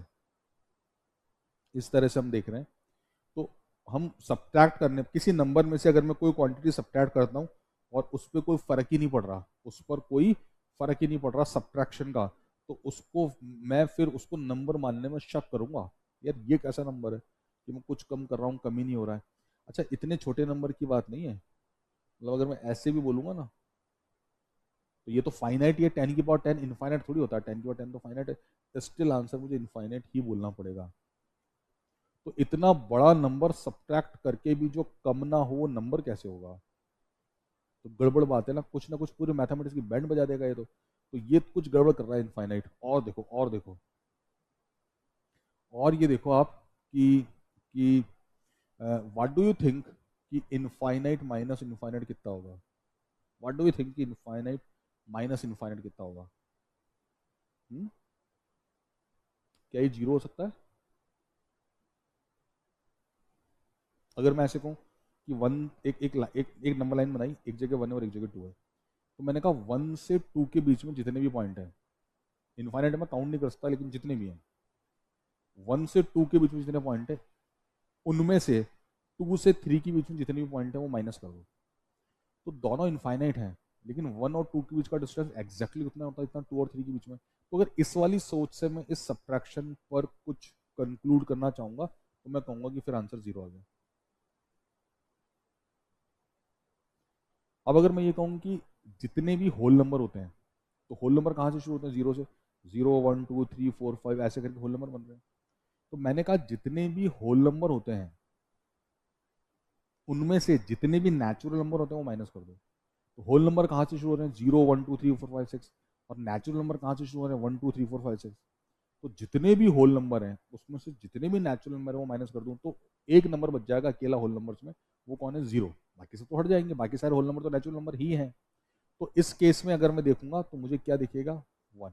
अरे समझ पा रहे हो? यहाँ पर मैंने क्या बोला? जितने भी होल नंबर है उसमें से नेचुरल नंबर माइनस कर दो। और यहाँ क्या बोला था? ऐसे भूलते मत जाना। यहाँ मैंने बोला था कि एक से दो के बीच में जितने भी नंबर्स होते हैं उसमें से दो के बीच, दो से तीन के बीच में जितने भी पॉइंट्स हैं उनको माइनस कर दो। एक से दो के बीच के पॉइंट्स में से दो और तीन के बीच के पॉइंट्स को माइनस कर दो, तो आंसर जीरो आ गया। और अगर मैं ये कहूं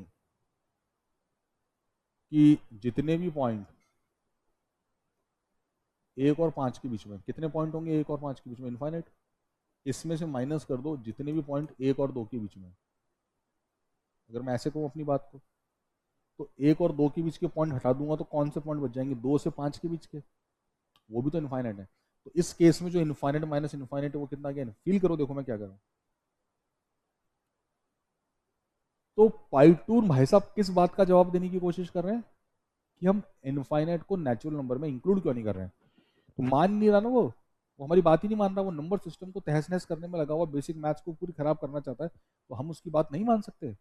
तो इन जवाब नंबर एक हो गया कि हम इनफाइनाइट को नंबर सिस्टम या नेचुरल नंबर में क्यों शामिल नहीं कर रहे? क्योंकि वो नंबर्स की बेसिक प्रॉपर्टी को मानने से इनकार कर रहा है। अगर मैंने उसको नंबर मान लिया फिर वो मेरी सारी कैलकुलेशन खराब करके रख देगा, सारे जो भी आज तक जोड़ तोड़ लगाए वो सब गड़बड़ हो जाएंगे। तो फिर हमने क्या बोला? पहला जवाब। तो आंसर मिला ये मैथ्स के बेसिक ऑपरेशन को फॉलो नहीं करता। अच्छा लिखा हुआ ठीक है, ये मैथ्स के बेसिक ऑपरेशन को फॉलो नहीं करता। ये हो गया हमारा जवाब नंबर वन, क्यों इसको अपन ने नेचुरल नंबर्स में इंक्लूड नहीं कर रखा। अब आते हैं जवाब नंबर दो पे।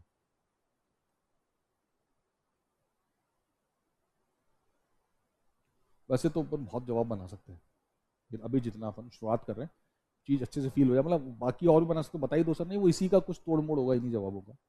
अभी इतना देख लो, मजे मतलब मजे लेने हैं यार पूरे मैथ्स के, मतलब फील आना चाहिए बढ़िया, एक सोच बननी चाहिए रिगार्डिंग टू मैथमेटिक्स कि क्या पढ़ रहे हैं क्यों पढ़ रहे हैं। हम लोगों ने 11th में साइंस ले ली तो कहीं ना कहीं तो मैथ्स ने हमारे दिमाग में गुदगुदी की थी, कोई तो इंजॉयमेंट दिया था, कुछ तो हमको स्पेशल फील करवाया था मैथ्स ने, इसलिए हमने 11th में मैथ्स ली। और इसलिए हम जेई की तैयारी कर रहे हैं और जेई के लिए पढ़ा रहा हूँ। तुम्हारी वाली घटना मेरे साथ भी घटी होगी कभी। चलो तो अपन सेम नाव पर सवार है। अब बात कर लेंगे, बातें ज्यादा हो रही है। जवाब टू। तो जवाब टू क्या है? जवाब टू ये कि यार देखो, देखना ढंग से।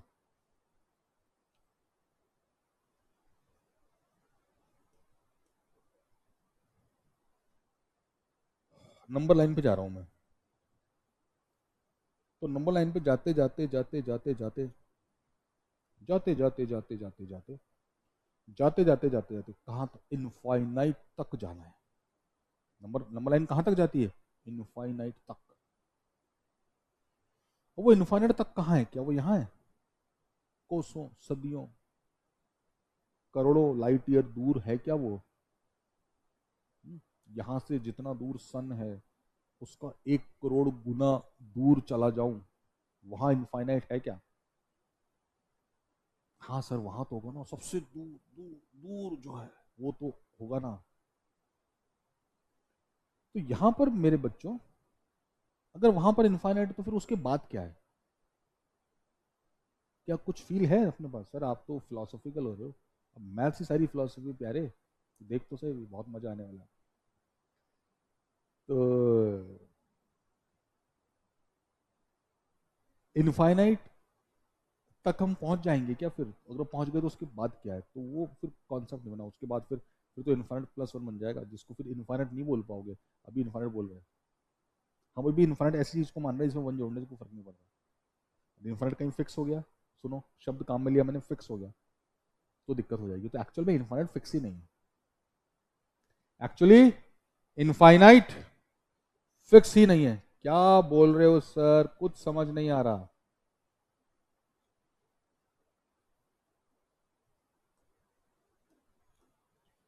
ये भाई साहब इनफाइनाइट हैं।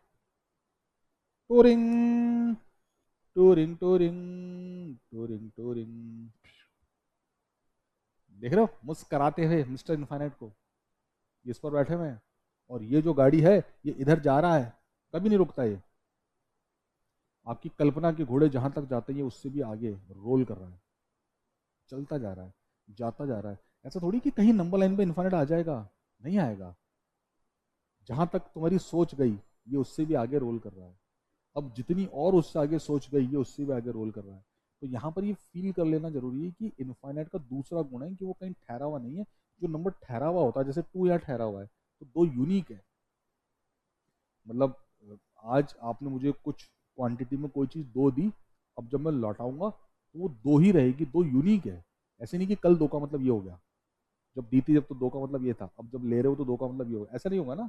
दो यूनिक है। तो नंबर्स की एक जो सबसे स्ट्रॉन्ग प्रॉपर्टी होती है वो थी कि एवरी नंबर इज यूनिक। तीन का मतलब तीन ही है, चाहे वो अमेरिका है, चाहे इंडिया है, चाहे वो मार्स है, चाहे वो मून है। बोल कुछ और दोगे, लैंग्वेज चेंज हो जाएगी लेकिन अर्थ वही रहेगा। तो थ्री का मतलब थ्री, ऐसे नहीं थ्री सर्दी के अंदर ढाई हो जाता है। कैसे हो जाएगा? गर्मी पड़ रही है आज तो तीन साढ़े तीन हो गया। तो वो तो नहीं होना है। तो नंबर जो है वो क्या होता है? यूनिक होता है भाई साहब। नंबर क्या होता है? यूनिक होता है। वो ऐसे वैरी नहीं करता, जहां जो फिक्स फिक्स रहता है वो। इनफाइनाइट इज नॉट फिक्स्ड, तो मूव कर रहा है। जो भी आप सोच सकते हो ये उससे भी आगे जा रहा है। तो इट इज नॉट यूनिक। तो इनफाइनाइट ने नंबर की बेसिक बात कोई नहीं माना कि नंबर इनफाइनाइट, जो नंबर जो है वो फिक्स होना चाहिए, यूनिक होना चाहिए। तो infinite is not unique.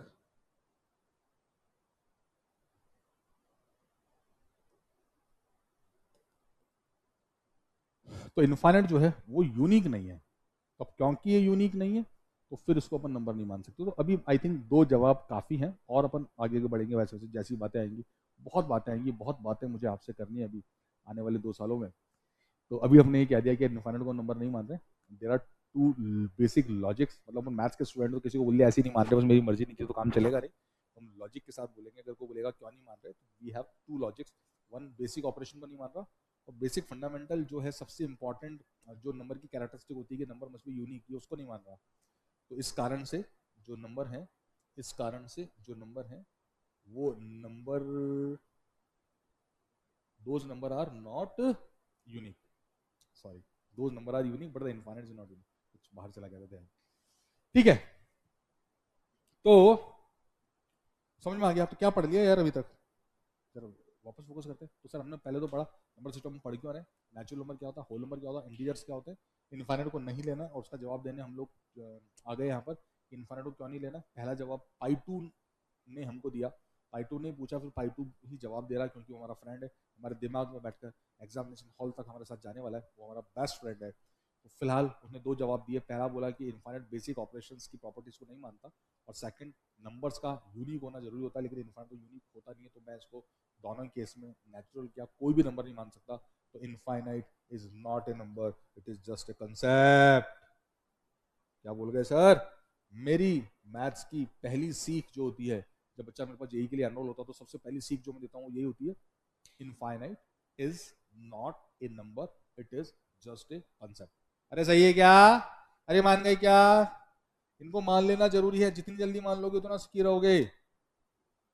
Infinite is not a number. Infinite is not a number. It is just a concept, ये तो सिर्फ एक कॉन्सेप्ट है, सिर्फ एक कॉन्सेप्ट है। ये बड़ा बड़ा बड़ा, उससे भी बड़ा, सबसे बड़ा, बड़ा बड़ा बड़ा, उससे भी बड़ा, इससे भी बड़ा, सबसे बड़ा, बस। इनफाइनाइट मतलब जो एंडलेस हो गया, जो अनकाउंटेबल हो गया, वो इनफाइनाइट है। मैथमेटिक्स की दुनिया में बात बहुत हो गई, इससे ज्यादा करने की जरूरत नहीं। चल, अब कहां पहुंच गए भाई, कहां पहुंच गए, अब कहां पहुंच गए?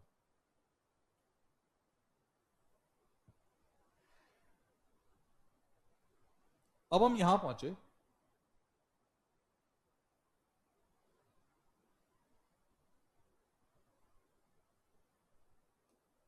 मान लो ये हमारी नंबर लाइन है,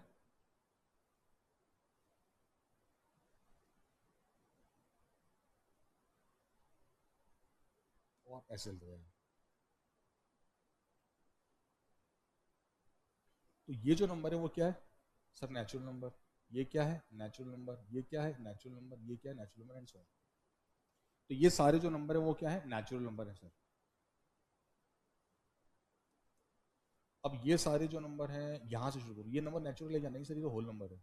और ये सर ये होल नंबर भी है। मतलब नेचुरल नंबर भी होता है वन, और होल नंबर भी होता है। नेचुरल नंबर वन से स्टार्ट होता है, तो one two three natural number है। होल नंबर जीरो से स्टार्ट होता है, तो जीरो वन टू थ्री, तो वन टू थ्री तो उसमें भी आ तो रही ना, तो वन होल नंबर भी है और नेचुरल नंबर भी है। तो ऐसे करके, तो ये जो आ गया वो क्या आ गया? होल नंबर आ गया। अब अपना आ गया इंटीजर्स पे। तो ये इंटीजर्स, ये इंटीजर्स, ये इंटीजर्स, ये इंटीजर्स, ये इंटीजर्स, ये इंटीजर्स, माइनस टू भी इंटीजर्स, माइनस थ्री भी इंटीजर्स। तो ऐसे क्यों लिख रहे हो सर? थोड़ा फील करो ना, फील तो करना है ना, मैंने क्या बोला शुरुआत में, फील कर रहे हैं। तो नंबर लाइन पर हम फील कर रहे हैं कि नेचुरल नंबर हमें कहाँ दिख रहे होते हैं। नंबर लाइन पर हम फील कर रहे हैं कि होल नंबर कहाँ है, कौन है। और नंबर लाइन पर हम फील कर रहे हैं कि इंटीजर्स कहाँ है। बढ़िया बढ़िया बढ़िया बढ़िया, बढ़िया से बढ़िया, ऑल गुड। समझ में आ रही सर बात? Okay. अब मुझे बताओ कि इस नंबर लाइन पे ये जो पॉइंट है, या ये जो पॉइंट है, या ये जो पॉइंट है, या ये जो पॉइंट है, ये क्या है ना? थोड़ा सा ऐसे। तो जो पॉइंट्स मैंने बीच में बना दिए, ये क्या है? नेचुरल नंबर है, होल नंबर है, इंटीजर्स है। तो ये तो सर अभी कुछ भी नहीं है, मतलब इनके बारे में अभी हमें कुछ भी पता नहीं है, इनको हम अभी कुछ भी नहीं कह रहे। ये नेचुरल नंबर तो नहीं है, नेचुरल नंबर तो वन के बाद सीधा टू आता है। ये तो वन और टू के बीच की कोई घटना है। ये होल नंबर भी नहीं है, ये इंटीजर्स भी नहीं है, तो फिर ये क्या है? अच्छा, आए कहाँ से? वेरी सिंपल, 1.1, 1.2, या फिर ऐसे जो नंबर है जो कंप्लीट नंबर नहीं है।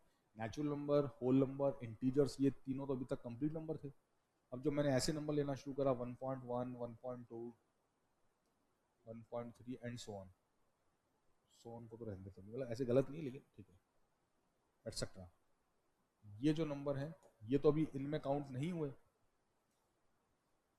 या फिर मैं इस तरह से देखूं कि वन में मैंने 1/7 ऐड किया, तो ये वन में थोड़ा सा, मतलब वन में मुझे वन ऐड नहीं करना था, वन में वन ऐड करके तो मैं टू पर पहुंच जाऊंगा। तो मैंने कोई टुकड़ा, छोटा सा टुकड़ा ऐड करा, तो ये आ गया।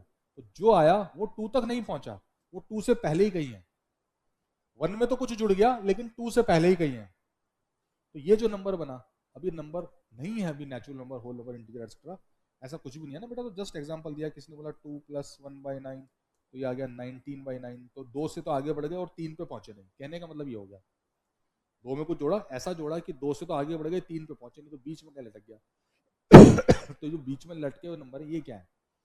तो ये जो बीच में लटके हुए नंबर है, इनको अपन रैशनल और इरेशनल नंबर कहते हैं। इरेशनल नंबर मैंने वैसे अभी तक यहाँ लिखा नहीं है। ये सारे नंबर जो मैंने अभी तक लिखने की कोशिश करी है, अपन ऐसा करते हैं, थोड़ा सा हमारी स्टडी को सिस्टमैटिक रखते हैं, अभी इरेशनल की बात नहीं करते। अभी जितने भी नंबर्स मैंने चाहे ऐसे लिख दिए, चाहे मैंने ये वाले लिखे, ये सब नंबर एक नए तरह के नंबर है, जो अभी तक नंबर लाइन पर या नेचुरल नंबर, होल नंबर और इंटीजर्स में कवर नहीं हुए। It's a new kind of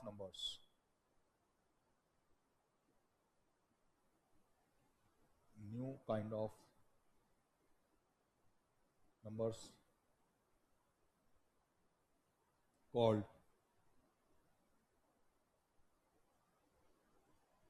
oh new kind of numbers called rational numbers.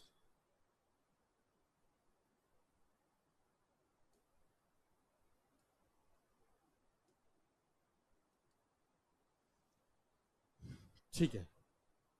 Now if I would like to create some definition about it, अगर मैं इसकी कोई definition यहाँ पर देना चाहूँ, अगर मुझे इसकी कोई definition यहाँ पर देनी है तो क्या दूंगा मैं इसकी definition? ये कैसे नंबर है, मतलब या तो ये वाले या ये वाले कैसे नंबर है. तो थोड़ा सा you must appreciate the thing कि जैसे 1.3 तो उसको मैं क्या लिखता हूँ 13/10. मतलब ये जो नंबर है मैं ऐसा कह सकता हूँ कि यार ये p/q फॉर्म के होते हैं. मतलब ये ऐसे अपॉन में, अगर ऐसे भी हो तो ऐसे लिखे जा सकते हैं कि ये अपॉन में होते हैं. जो नंबर ऐसे अपॉन करके लिखा जा सकता है, जो p/q करके जो नंबर लिखे हुए वो रैशनल नंबर है. ये तो सीधे लिख दीजिए ना, इनके नीचे कुछ अपॉन लगाना जरूरी नहीं था, है ना. या फिर ऐसे बोल दो, आप बोलते हो सर 4 का मतलब 4/1 भी तो होता है, तो मैं ये कह देता हूँ जिस अपॉन के नीचे 1 है वो तो ये वाले हो गए, और जिसके अपॉन के नीचे 1 के अलावा कुछ है वो कहाँ थे, वो अभी तक थे नहीं. तो अब जब वो हमारे सीन में आए हैं तो हम उनको क्या कह रहे हैं, रैशनल नंबर. तो सर 4/1 होना रैशनल नंबर नहीं है क्या? तो ये भी रैशनल है ना, 4 भी रैशनल है, क्योंकि 4 को लिख सकते हैं 4/1 तो p/q हो गया. तो 4 भी रैशनल है, लेकिन लेकिन मतलब 4 एक नेचुरल नंबर है. नेचुरल होने के साथ साथ वो रैशनल भी है. ये सिर्फ रैशनल है, ये नेचुरल नहीं है. जैसे 1 नेचुरल भी है और होल भी है, तो 1 नेचुरल भी है, होल भी है, इंटीजर भी है, और अब 1 को मैं 1/1 लिख दूंगा तो रैशनल भी है. तो ये जो सारे नंबर नंबर लाइन पे अभी मैंने लिख रखे हैं ये सब रैशनल नंबर हैं, लेकिन रैशनल नंबर इनके अलावा भी होते हैं. तो केवल यही रैशनल नंबर नहीं है. इंटीजर्स तो केवल यही है, लेकिन रैशनल नंबर ये भी हैं, इनके अलावा भी हैं. तो वो सारे नंबर जो p/q की फॉर्म में होते हैं ये भी हैं, इनके अलावा भी हैं. तो वो सारे नंबर जो हैं, ये सब एग्जाम्पल लिखे, वो क्या कहलाते हैं, रैशनल नंबर. तो हमें फोकस करना चाहिए सर, अब रैशनल नंबर पर थोड़ी चर्चा हमको करनी चाहिए. तो rational number,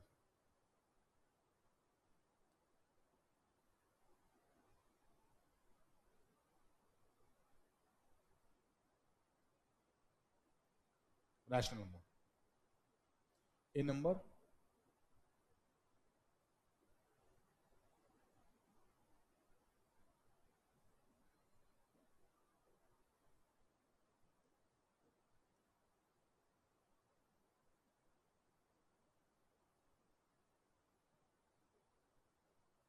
a number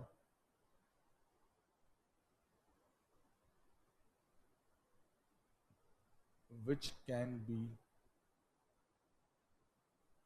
expressed, a number which can be expressed, oh, a number which can be expressed in the form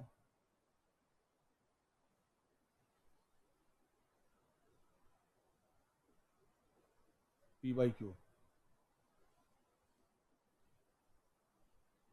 where p and q are integers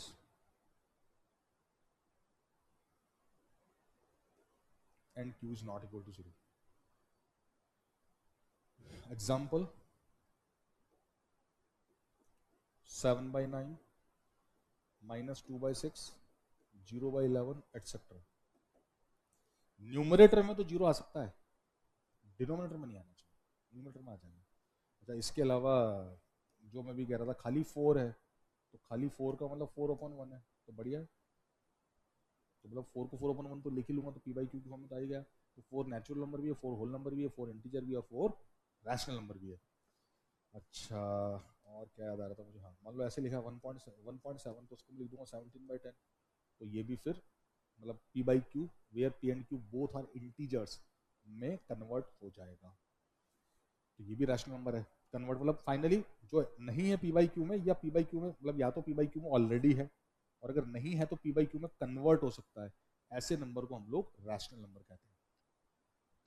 अब ठीक है सर, इतनी बात समझ में आ गई. अब आप ये बताएं कि ये पी और क्यू इंटीजर्स ही होने चाहिए, इस बात पर इतना जोर क्यों है? तो फिर हमारे सामने पाइथून आ गए।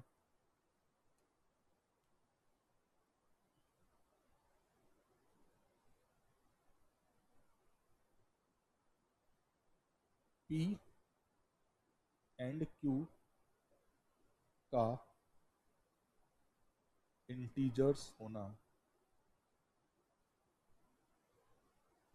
जरूरी क्यों है? इंटीजर्स का, पी और क्यू का इंटीजर्स होना जरूरी क्यों है? जवाब,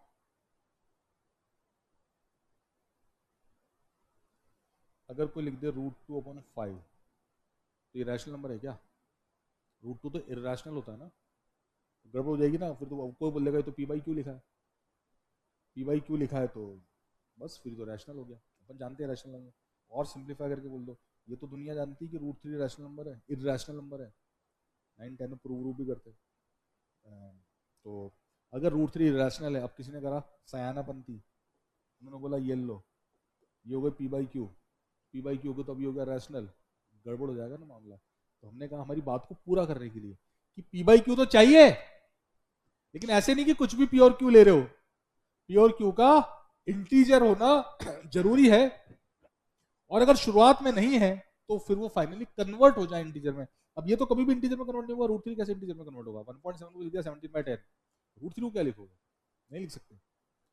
तो डेफिनेशन तो यही है, इंटीजर है, और हम कह रहे हैं कि इंटीजर नहीं है तो फिर इंटीजर में कन्वर्ट हो जाए, इतना कर लो ज्यादा से ज्यादा। लेकिन जो इंटीजर में कन्वर्ट ही नहीं हो सकते और पी बाई क्यू लाख हो, उससे क्या फर्क पड़ रहा है? पी बाई क्यू है, पी और क्यू का इंटीजर्स होना बहुत जरूरी है। अब प्रश्न नंबर, पाइथून के पास एक और प्रश्न है, पाइथून के पास एक और प्रश्न है कि Q is not equal to 0, अगर Q 0 हो जाएगा तो क्या गड़बड़ हो जाएगी? क्यों हमने बोला है कि Q 0 नहीं होना चाहिए? तो पाइथून के पास अगला प्रश्न है,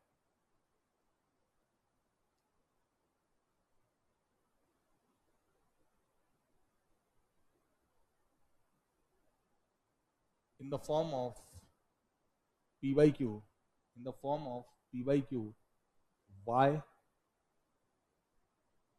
q must not be, why q must not be 0? ये नॉट लिखा भाई,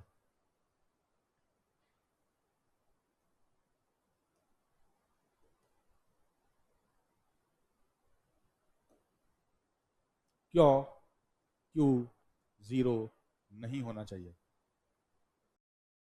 तो बच्चों, आज हमने क्या समझ लिया? हमने समझ लिया यार कि नेचुरल नंबर्स क्या होते हैं, इनफाइनाइट की क्या स्पेशलिटी है, उसको किस तरह से हमें ट्रीट करना है, होल नंबर क्या है, इंटीजर्स क्या है, और हमने इंट्रोडक्शन लिया रैशनल नंबर का। हमने जस्ट रैशनल नंबर का इंट्रोडक्शन लिया। तो नेक्स्ट क्लास में हम लोग क्या करने वाले, ऑब्वियसली रैशनल नंबर को अगर हमने स्टार्ट किया तो जिस तरह से हमने natural number, whole number, integers को एंजॉय किया, तो अब टर्न है कि हम रैशनल नंबर को भी एंजॉय करें। और अगर समय मिल गया तो साथ ही साथ हम इंट्रोड्यूस करेंगे इरेशनल नंबर को।